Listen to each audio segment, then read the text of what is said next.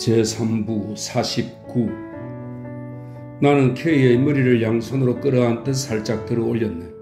죽은 그의 얼굴을 한번 보고 싶었네. 하지만 엎어져 있는 그의 얼굴을 밑에서 들여다본 순간 이내 손을 떼고 말았네. 섬뜩했기 때문만은 아닐세.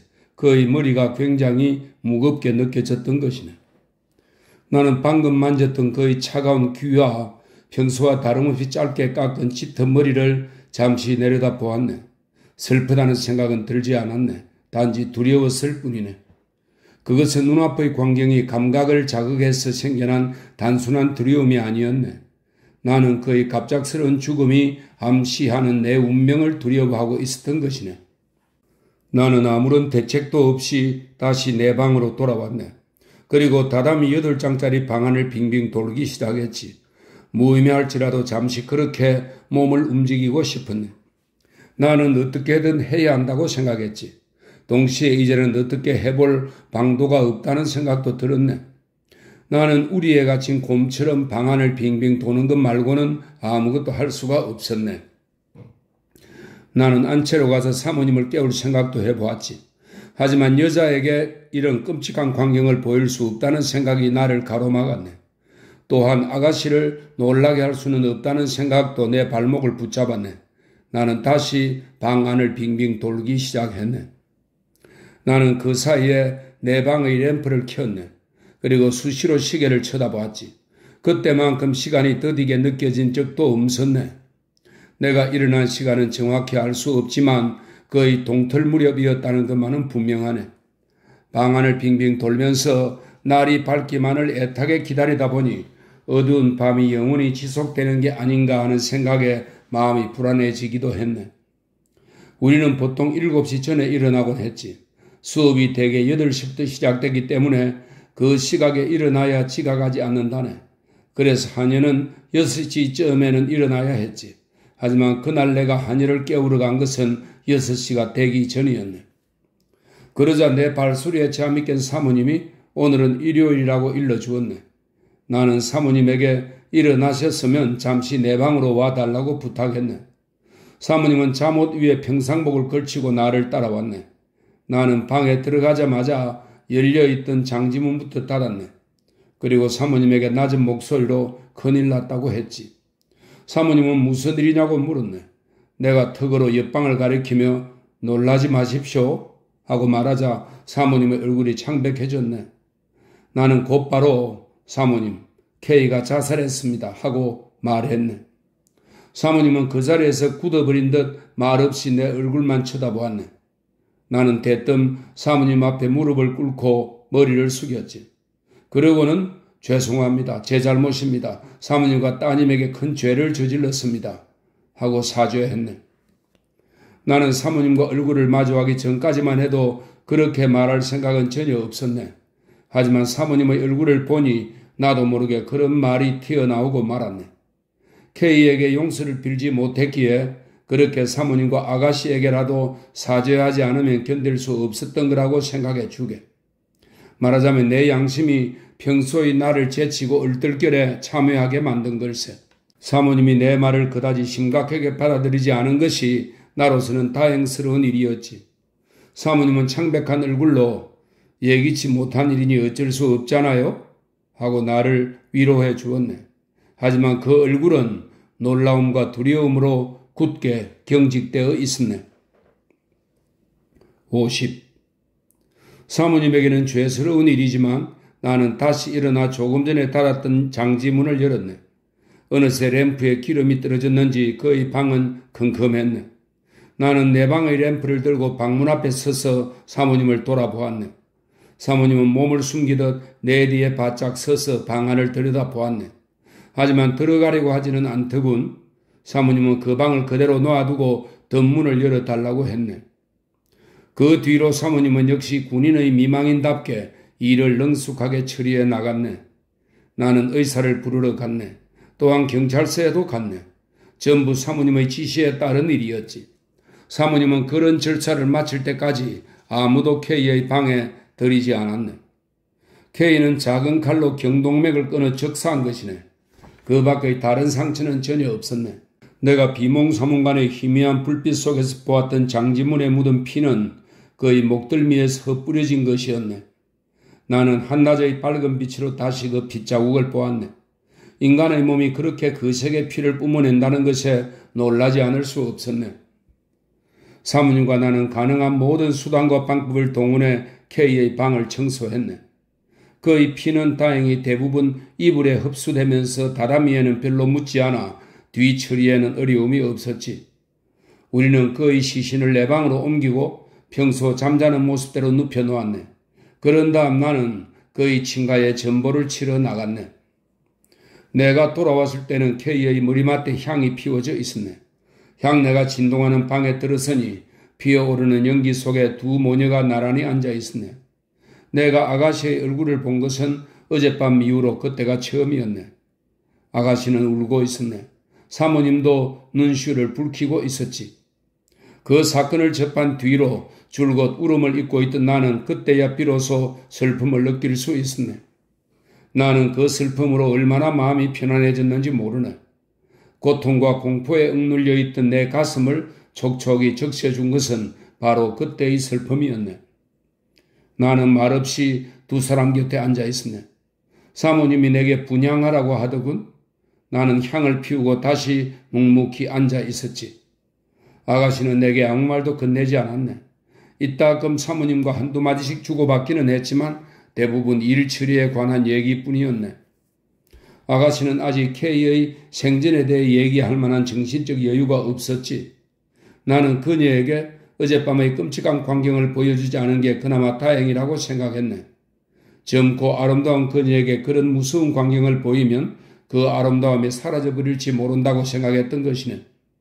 나는 두려움이 머리털 끝까지 도달했을 때조차 그런 생각을 도외시할 수 없었네. 죄 없는 아름다운 꽃을 함부로 짓밟는 것 같은 불쾌감은 느끼고 싶지 않았던 걸세. 고향에서 K의 아버지와 형이 올라왔을 때 나는 K의 유골을 묻을 장소에 대해 내 의견을 얘기했네. K는 생전에 나와 함께 조시가야 부근으로 자주 산책을 나갔지. K는 그곳을 무척 좋아했네. 그래서 나는 농담조로 나중에 죽으면 그곳에 묻어주겠다고 약속한 적이 있네. 내가 그 약속대로 K를 조시가야에 묻어준들 무슨 공덕이 되겠느냐마는 그래도 이 세상에 살아있는 동안에 한 달에 한 번씩 그의 묘 앞에 무릎을 꿇고 참회하고 싶었네. K의 아버지와 형은 이제껏 자신들이 제대로 돌보지 않았던 K를 내가 여러모로 도와주었다고 생각했기 때문인지 순순히 내 의견을 받아들였네. 51. K의 장례식을 마치고 돌아오는 길에 그의 친구 중 한 명이 K가 왜 자살한 거냐고 물었네. 사건이 일어난 뒤로 몇 번이고 반복되는 그 질문에 내가 얼마나 괴로웠는지 모르네. 사모님과 아가씨는 물론이고 고향에서 올라온 K의 아버지와 형, 소식을 듣고 찾아온 K의 지인들, 그리고 K와 아무런 연고도 없는 신문 기자들까지 하나같이 내게 그 질문을 던졌지. 나는 그때마다 양심의 가책을 느끼며 괴로워했네. 그 질문을 받을 때마다 너가 죽였다고 어서 자백해 하는 소리가 들리는 것 같았네. 누가 물어보던 내 대답은 한결같았네. 나는 K가 남긴 유서의 내용만 반복적으로 들려주었을 뿐 다른 말은 한마디도 하지 않았지. 장례식을 마치고 돌아오면서 내게 똑같은 대답을 들은 K의 친구는 품에서 신문 한 장을 꺼내 보여주더군. 나는 걸어가면서 그 친구가 가리킨 부분을 읽었네. 거기에는 K가 부모 형제에게 의절당한 뒤 세상을 비관해 자살했다는 내용의 기사가 씌어 있었네. 나는 아무 말 없이 신문을 접어 그 친구에게 돌려주었네. 그 친구는 K가 정신 이상으로 자살했다고 보도한 신문도 있다고 했네. 나는 그동안 신문을 읽을 겨를이 없어 그런 내용은 모르고 있었지만 속으로는 줄곧 신경을 쓰고 있던 일이었네. 무엇보다도 다른 식구들에게 폐가 될 만한 기사가 실리지 않을까 걱정하고 있었지. 특히 아가씨가 연루되어 신문에 이름이라도 오르내린다면 내가 견디지 못할 것 같았네. 나는 그 친구에게 또 다른 기사가 나온 신문은 없느냐고 물었네. 그 친구는 자기가 본 것은 그 두 종류뿐이라고 했네. 내가 지금 사는 집으로 이사한 것은 그로부터 얼마 후의 일이었네. 사모님과 아가씨도 더는 그 집에서 살고 싶어 하지 않았고 나도 그날 밤의 기억이 밤마다 떠올라 고통스러웠기 때문에 서로 상의한 끝에 이사하기로 결정한 것이네. 이사하고 2달쯤 지나 나는 무사히 대학을 졸업했네. 그리고 졸업한 지 반년이 지나지 않아 마침내 아가씨와 결혼했네. 겉으로 보면 모든 게 예정대로 순조롭게 진행되었다고 할 수 있지. 사모님과 아가씨도 무척 행복해 보였고 나도 행복했네. 하지만 나의 행복에는 검은 그림자가 따라다니고 있었네. 나는 그 행복이 언젠가 나를 슬픈 운명으로 이끌 도화선이 아닐까 생각했네. 결혼했을 때 아내가 이제는 결혼했으니 아내라고 하겠네. 아내가 무슨 생각이 났는지 K의 묘지에 다녀오자고 했네. 괜스레 가슴이 뜨끔하더군. 왜 갑자기 그런 생각을 했느냐고 물었지. 아내는 우리가 함께 찾아가면 K가 무척 기뻐할 거라고 하더군. 나는 아무것도 모르는 아내의 얼굴을 뚫어지게 쳐다보았네. 아내에게 왜 그런 얼굴로 쳐다보느냐는 말을 듣고 나서야 겨우 정신을 차렸지. 나는 아내가 원하는 대로 함께 조식하야에 갔네. 나는 아직 깨끗한 K의 묘비에 물을 뿌려주었고 아내는 향을 피우고 꽃을 꽂았네. 그리고 나란히 머리를 숙이고 합장했지. 아내는 필시 나와 결혼하게 된 경위를 들려주면 K가 기뻐하리라 생각했을 걸세. 나는 마음속으로 미안하다는 말만 되풀이 했네. 그때 아내는 비석을 어루만지며 훌륭하다고 했네. 그다지 고급스러운 것은 아닌데 내가 석재상을 찾아가 직접 고른 비석이라서 아내가 그렇게 말해준 것 같네. 나는 새로 세운 비석과 새로 맞은 아내 그리고 땅속에 새로 묻힌 K의 유골을 비교하며 얄궂은 운명의 장난을 실감하지 않을 수 없었네. 나는 그 뒤로 아내와 함께 K의 묘를 찾아간 적이 없네. 52. 나는 좀처럼 K에 대한 죄책감에서 벗어나지 못했네. 사실은 처음부터 그것을 두려워했지. 내가 오랫동안 꿈꾸던 결혼조차 불안감을 느끼며 식을 치러야 했네. 하지만 나도 자신의 앞날을 내다보지 못하는 인간이기에 어쩌면 그 결혼으로 심기일전해 새로운 삶을 살 수 있을지 모른다고 생각했네. 그런데 막상 남편으로서 아내와 조석으로 얼굴을 마주하다 보니 나의 헛된 희망은 냉엄한 현실 앞에서 힘없이 무너지고 말았네.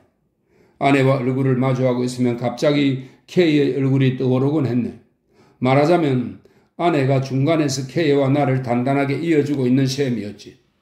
아내는 모든 면에서 부족함이 없는 여자였지만 나는 그 한 가지 때문에 그녀를 멀리하려고 했네.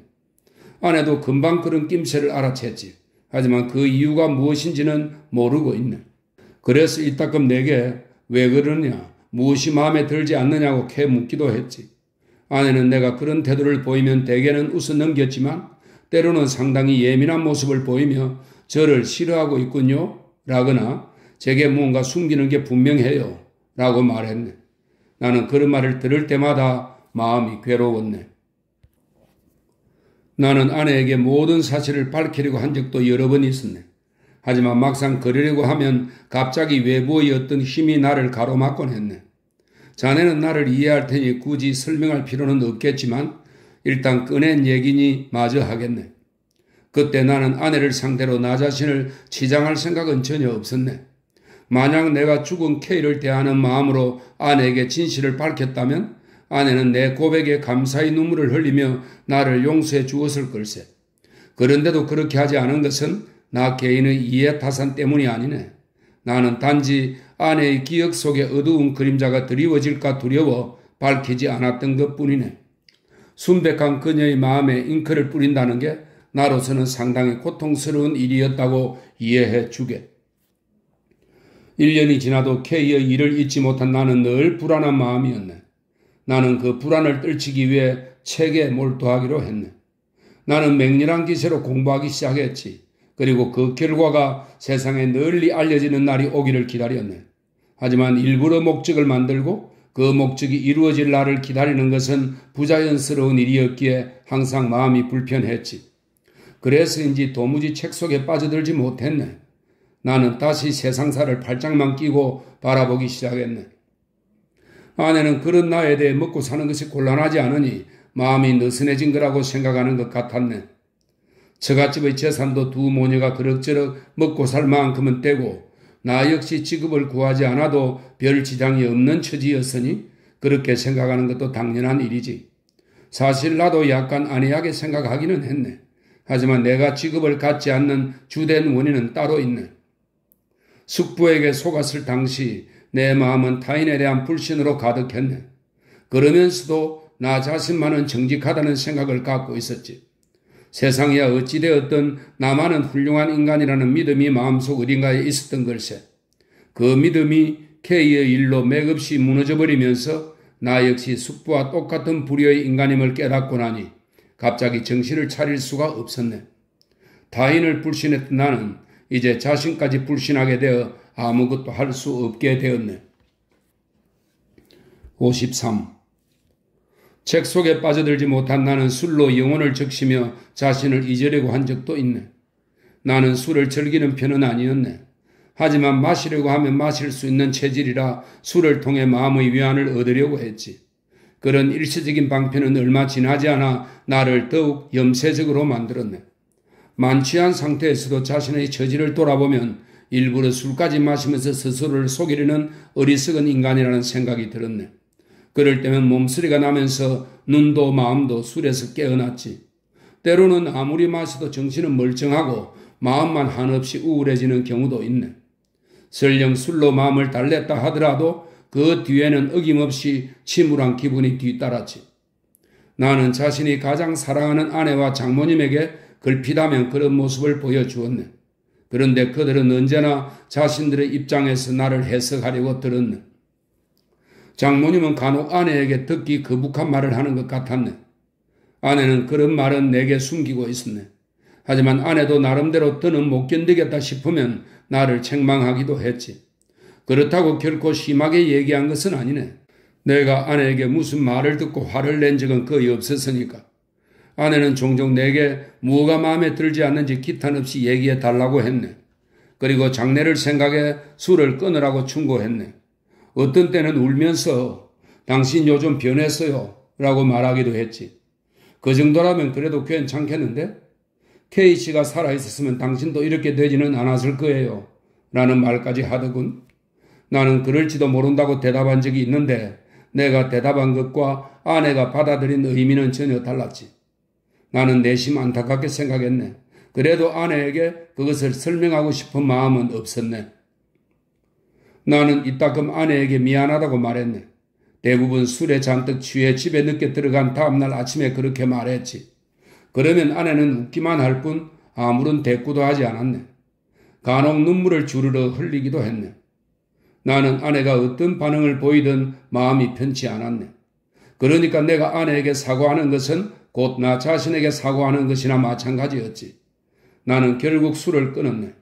아내의 충고로 끊었다기보다는 스스로 싫어져서 끊었다고 하는 편이 맞겠지. 술은 끊었지만 무언가 하고자 하는 의욕은 없었네. 어쩔 수 없이 책을 읽었지. 하지만 단지 읽는 것에 그칠 뿐이었네. 아내는 내게 무엇 때문에 공부하느냐고 여러 번 물었네. 나는 그저 웃기만 했지. 하지만 속으로는 세상에서 내가 유일하게 믿고 사랑하는 사람조차 나를 이해하지 못한다는 생각에 마음이 서글펐네. 이해시킬 방법이 있어도 이해시킬 용기를 내지 못하는 거라고 생각하니 더욱 서글퍼졌네. 나는 외로웠네. 세상의 모든 이들에게 외면당하고 나 혼자 살고 있는 듯한 느낌도 자주 들었지. 그와 동시에 나는 K의 자살에 대해서도 끊임없이 생각했네. 그 당시에는 내가 사랑에 누리머었기 때문이기도 하겠지만 내 생각은 상당히 단순하고 일방적이었네. K는 시련 때문에 죽은 거라고 간단히 결론을 내버렸던 것이네. 하지만 점차 마음을 가라앉히고 그 상황을 돌이켜보니 그렇게 간단히 생각할 문제가 아닌 것 같았네. 현실과 이상의 충돌로만 생각하기에는 무언가 석연치 않은 부분이 있었네. 나는 결국 K도 나처럼 혼자 외로워하다가 끝내 자살하기로 결심한 게 아닐까 하고 생각하게 되었지. 그렇게 생각하니 섬뜩해졌네. 나도 K가 걸어간 길을 똑같이 걸어갈 거라는 예감이 문득 바람처럼 내 가슴을 스치고 지나갔기 때문일세. 54. 그러던 중 장모님이 병에 걸렸네. 의사는 도저히 가망이 없다고 했네. 나는 최선을 다해 정성껏 보살펴 드렸지. 그것은 장모님과 사랑하는 아내를 위한 일이었지만 더 큰 의미로 보면 결국 인간을 위한 일이었네. 나는 그때까지도 무언가 하고픈 마음은 간절했지만 아무것도 할 수 없기에 부득이 뒷짐을 지고 있었던 것 같네. 세상을 등지고 살던 나는 그때 처음으로 세상에 스스로 손을 내밀었고 조금이나마 좋은 일을 했다는 보람을 느낄 수 있었네. 내 잘못을 속죄하는 기분이었지. 장모님은 끝내 돌아가셨네. 나와 아내만 남게 되었지. 아내는 이제 세상에서 의지할 수 있는 사람은 나밖에 없다고 했네. 자기 자신조차 믿지 못하는 나는 아내의 얼굴을 보자 갑자기 눈물이 핑 돌았네. 그리고 아내를 불행한 여자라고 생각했네. 실제로 아내에게 그렇게 말한 적도 있지. 아내는 왜 그렇게 생각하느냐고 묻더군 내 말 뜻을 이해할 수 없었던 거지. 나도 그것을 설명해 줄 수가 없었네.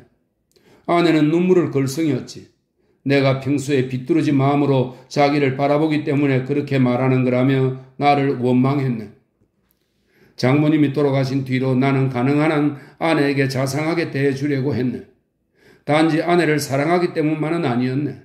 나의 그 자상함은 특정한 개인을 위해서가 아닌 좀 더 넓은 의미, 즉 장모님을 간호할 때와 비슷한 마음에서 비롯된 것 같네. 아내는 만족스러워하는 것 같았네. 하지만 그 만족감 한편에는 나를 이해할 수 없어서 생겨난 불만도 어렴풋이 자리하고 있었던 것 같네. 사실 아내가 나를 이해했다고 해도 그런 불만은 여전했으리라 생각하네. 여자들은 인도주의 차원에서 보내는 깊은 애정보다는 다소 도리에 어긋나더라도 자신에게만 애정이 집중되기를 바라는 마음이 남자보다 더 강하니까. 언젠가 아내가 남자의 마음과 여자의 마음은 도저히 하나가 될 수 없는 거냐고 묻더군. 나는 그저 젊은 시절이라면 가능하지 않겠느냐고 모호하게 대답했지. 잠시 자신의 지난날을 돌이켜보는 듯하던 아내가 이내 작은 한숨을 내쉬었네. 그때부터 이따금 내 가슴에 공포의 그림자가 찾아들기 시작했네. 처음에는 외부에서 불시에 찾아들었지. 나는 깜짝 놀랐네. 가슴이 섬뜩했지. 하지만 얼마쯤 지나자 그 그림자에 익숙해지게 되었네. 처음에는 태어날 때부터 가슴 깊숙한 곳에 그런 그림자가 자리하고 있었던 것 같은 생각도 들었지. 그럴 때마다 내 머리가 어떻게 된 건 아닐까 하고 의심해 보았네. 하지만 나는 의사나 그 누구와도 상의하고 싶지 않았네. 나는 단지 죄책감을 느끼고 있었던 것뿐이네. 내가 매달 K의 묘에 찾아간 것도 그 죄책감 때문이지. 장모님을 정성껏 간호한 것도 아내에게 자상하게 대한 것도 그 때문이네. 나는 그 죄책감 때문에 길 가는 낯선 사람에게 채찍질을 당하고 싶어 하기도 했네. 그런 단계를 거치다 보니 남에게 채찍질을 당하기보다 스스로에게 채찍질을 해야겠다는 생각이 들더군. 나중에는 채찍질을 하기보다는 스스로 자신을 죽여야 한다는 생각까지 들었지. 나는 하는 수 없이 죽은 목숨이라고 생각하며 살아가기로 했네. 그렇게 결심한 것도 벌써 몇 해 전의 일이지. 나와 아내는 다시 사이좋게 지냈네. 우리는 결코 불행하지 않았네. 행복했지. 하지만 아내는 내게 드리워진 그림자, 나로서는 쉽게 떨칠 수 없는 그 그림자를 항상 부담스러워하고 있었던 것 같네. 그 점에 대해서는 아내에게 상당히 미안하게 생각하고 있네. 55. 죽은 셈치고 살아가기로 결심한 나는 이따금 외부의 자극에 마음이 흔들리기도 했네. 하지만 내가 어떤 방향으로 나아가려고 하면 곧바로 어디선가 엄청난 힘이 나타나 내 마음을 꽉 움켜쥐고 꼼짝도 할 수 없게 만들지. 그리고 그 힘은 내게 억압적인 어조로 너는 무언가를 할 자격도 없는 인간이라고 소리친다네. 그러면 나는 그 한마디에 금방 주눅이 들어버리지. 얼마쯤 지나 다시 일어서려고 하면 또 나를 억제해 오네. 나는 이를 악물고 왜 나를 방해하느냐고 소리를 지르지. 그러면 그 불가사의한 힘은 싸늘한 미소를 지으며 그건 너가 잘 알고 있지 않느냐고 하네. 나는 또 움츠러들게 되지. 우여곡절도 없이 단조롭게 살아가는 것 같은 나의 내면에서는 항상 그런 고통스러운 싸움이 벌어지고 있었다는 것을 알아주게. 나는 아내가 나를 보고 답답해하는 것보다 몇 배나 더 답답해하며 살아왔네. 그리고 그런 감옥에서 더는 견딜 수 없게 되자 내가 거기서 수월하게 벗어날 수 있는 방법은 자살밖에 없다는 생각이 들었네. 자네는 왜 자살을 선택했느냐면 놀랄지도 모르겠지만 내 마음을 무섭게 억제해오는 그 불가사의한 힘은 나의 모든 활동을 가로막으면서도 죽음의 길만은 자유롭게 갈 수 있도록 터놓았네. 이대로 움직이지 않는다면 몰라도 조금이라도 움직이려면 그 길로 나아갈 수밖에 없네. 나는 이전에 이미 두세 번 운명이 이끌어주는 가장 수월한 길로 나아가려고 한 적이 있네. 하지만 그때마다 아내가 마음에 걸렸지.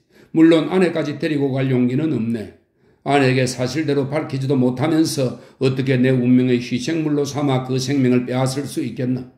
그것은 생각만 해도 끔찍한 일이었네. 나에게 나의 숙명이 있는 것처럼 아내에게도 아내의 운명이 있네. 우리 두 사람이 함께 불길에 뛰어드는 것은 참혹함의 극치라고밖에 생각할 수 없었네. 그러면서 내가 떠난 뒤에 혼자 남을 아내를 상상해보니 애초롭기 거지없었네. 장모님이 세상을 떠났을 때 이제 세상에 의지할 사람은 나밖에 없다던 그녀의 말을 나는 생생히 기억하네. 나는 매번 그것 때문에 주저했네. 아내의 얼굴을 보고는 그만두길 잘했다고 생각할 때도 있었지. 그러고는 또 한동안 움츠러들었네. 그러면 이따금 아내는 불만스러운 시선으로 나를 바라보았네. 기억해주게. 나는 그렇게 살아왔네. 자네와 처음 가마쿠라에서 만났을 때도, 자네와 함께 교회로 산책을 나갔을 때도 내 심경에 별다른 변화는 없었네. 내 뒤에는 늘 검은 그림자가 따라다니고 있었지. 나는 아내를 위해 목숨을 연장하며 살고 있었던 셈이네. 자네가 학교를 졸업하고 고향에 내려갈 때도 마찬가지였네. 하지만 9월에 다시 만나자고 한 말은 거짓이 아니었네. 정말로 그럴 생각이었지. 가을이 가고 겨울이 오고 그 겨울이 끝나더라도 자네와 다시 만날 생각이었네. 그런데 여름더위가 한창 기승을 부릴 때 메이지 천황이 성하했네. 그때 나는 메이지 정신이 천황으로 시작해 천황으로 끝난 듯한 느낌이었지. 메이지 정신에 가장 많은 영향을 받은 우리가 계속 세상을 살아가는 것은 시대적 추세를 거스르는 일이라는 생각이 가슴을 파고 들었네. 나는 아내에게 내 느낌을 솔직하게 얘기했네. 처음에는 웃기만 하던 아내가 갑자기 무슨 생각이 들었는지 그럼 순사라도 하지 그러느냐며 나를 놀렸네. 이 책 마지막 글입니다. 56. 나는 순사라는 말을 까맣게 잊고 있었네. 평소에는 거의 사용하지 않는 말이라서 기억 밑바닥에 가라앉은 채 잊혀져 갔던 것 같네. 아내의 농담을 듣고 나서야 비로소 그 말을 떠올렸지. 그때 나는 아내에게 만약 내가 순사한다면 그것은 메이지의 정신에 따른 거라고 대답했네. 물론 나도 농담처럼 얘기했지만 왠지 그 낯선 단어에서 새로운 의미를 발견한 듯한 느낌이었네. 그로부터 한 달쯤 지났을 때였네. 나는 천황의 국장이 거행되던 날 밤 평소와 마찬가지로 서재에 앉아 예포 소리를 들었네.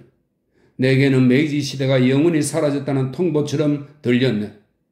나중에 생각해보니 그것은 노기 대장이 영원히 사라졌다는 통보이기도 했네. 나는 호외신문을 손에 들고 나도 모르게 아내에게 순사야 순사 하고 말했지. 나는 신문에서 노기 대장이 자살하기 전에 남긴 글을 읽었네. 세인한 전쟁.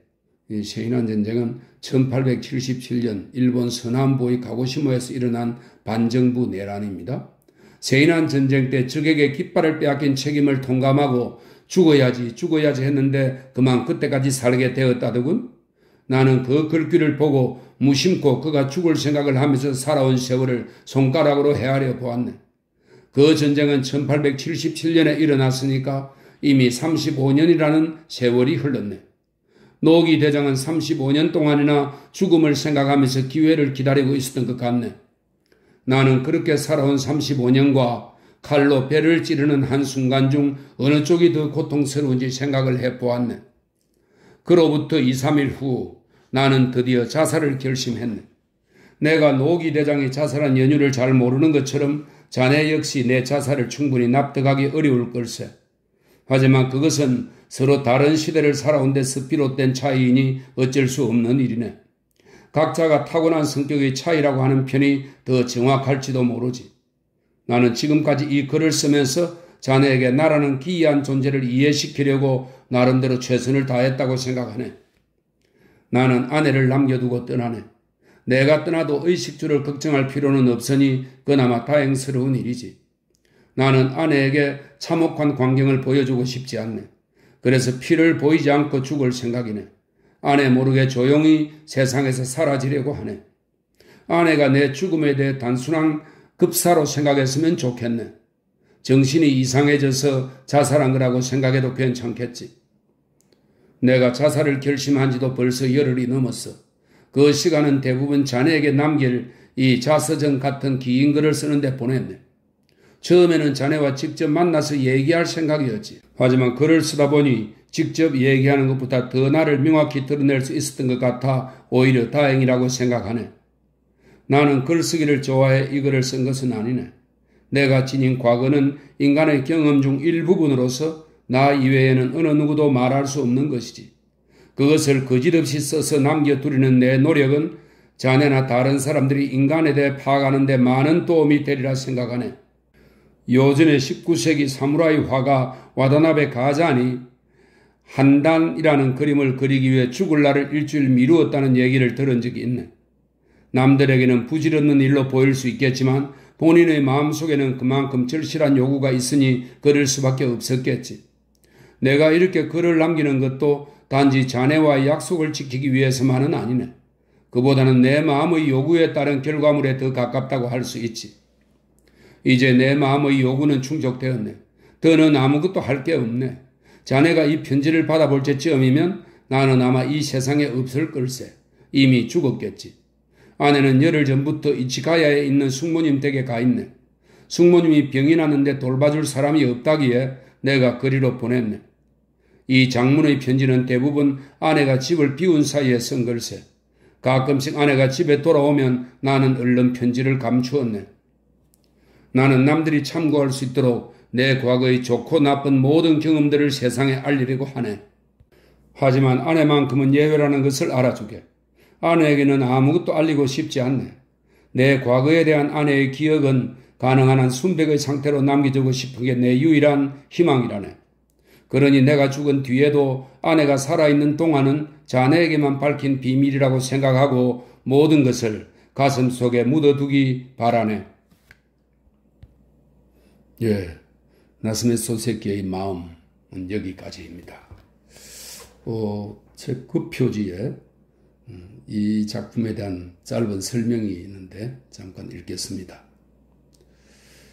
20세기 일본 근대문학 최대의 정전으로 불리는 마음은 고통받는 지식인의 모습을 완성도 높은 문장으로 그려내 전 세계적으로 널리 읽히고 있는 나스메 소세키의 대표적인 작품이다.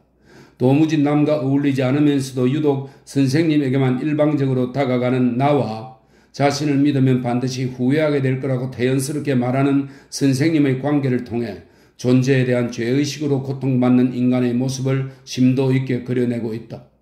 선생님은 어릴 적 부모님을 갑작스럽게 여의고 숙부에게 의지하며 자란다. 하지만 굳게 믿고 있던 숙부에게 부모님의 유산을 빼앗기고 세상에 홀로 서게 된다. 이 일로 인해 선생님은 인간에 대한 신뢰를 잃고 에고이즘이 강한 인간으로 변모한다. 이후 상처를 받는 이 남에게 상처를 주는 것이 낫다는 심정으로 사랑을 쟁취하는 과정에서 절친한 친구인 K를 죽음으로 내몰게 된다. 이 작품 마음은 변화무쌍하고 다치기 쉬운, 그래서 약해지기도 쉬운 인간의 마음을 내밀하게 드러낸 작품으로 인간 본질에 대한 철저한 탐구와 근대적 실험 정신을 뛰어넘어 삶의 가치를 되돌아보게 한다.